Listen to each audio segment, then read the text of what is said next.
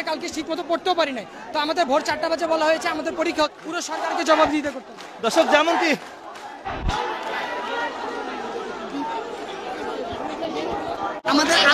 আমাদের দুইটা জিনিস আলাদা আলাদা পাস, এমসিকিউটা আলাদা পাস, সিকিউটা আলাদা পাস।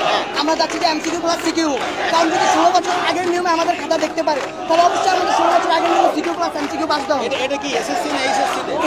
এসএসসি 25। এই যারা আপনার পরীক্ষা হ্যাঁ, আমরা যারা পরীক্ষা দিচ্ছি।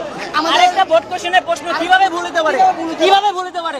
একটা বোর্ড বছরে এইচএসসি দুইবার করে আসে, সেটা যদি ভুল হয় তাহলে আমরা কিভাবে কি করব? নরমালি কোনো ঝামেলা নাই। আমাদের মেইন পয়েন্ট হলো শিক্ষা উপদেষ্টার পদত্যাগ। এটাই পুলিশরা আমাদের সাথে কোনো করে নাই। জুলাইয়ের মতো 2025-এর জুলাই আর 2024-এর জুলাই সম্পূর্ণ আলাদা পুলিশ।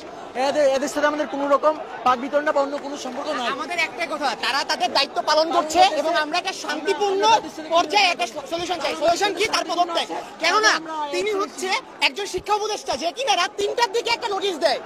তার হচ্ছে জ্ঞানবোধ নেই, সে 3টার দিকে একটা নোটিশ দেয়। কিভাবে ওনার দরকার কি? সে রাত 3টার দিকে কি করলো? নোটিশ দিল আগামীকাল কি কোনো মূল্যায়ন নেই। উনি বলেছে ফুলিয়ে ফাপিয়ে রেজাল্ট দিবে না 2025 সালে। এর মানে কি? আওয়ামী লীগ সরকার 2024 সালে তার শাসনামলে ওরা ফুলিয়ে ফাপিয়ে রেজাল্ট দিছে। এর মানে আওয়ামী লীগ যদি ফুলিয়ে ফাপিয়ে রেজাল্ট না দিত, এর মানে কি এখন তারা ফুলিয়ে ফাপিয়ে রেজাল্ট দিত? এটাই তো বোঝাতে যাচ্ছে। আমরা জাস্ট ওনার ক্লিয়ার পদত্যাগ চাই, এটাই আমাদের এক দফা এক দাবি, আর কিচ্ছু না।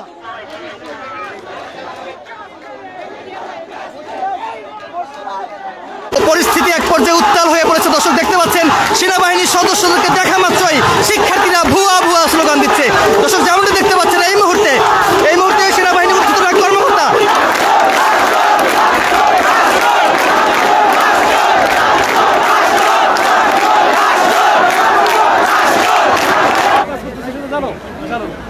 এগুলো সবকিছু মাথায় রেখে কাজ করতে হবে। এটা তোমরা একটু ওইটা মাথায় রাখো। তোমরা আমাদের ছোট ভাই, আমরাও এই পর্যায়ে ছিলাম, ছাত্র ছিলাম। আমরা এখনো তো দায়িত্ব আছে, তোমরা কিছুদিন পরে আবার কোনো দায়িত্ব ছিল, কিন্তু এমন কিছু করা যাবে না যেটা দেশের ক্ষতি হয়।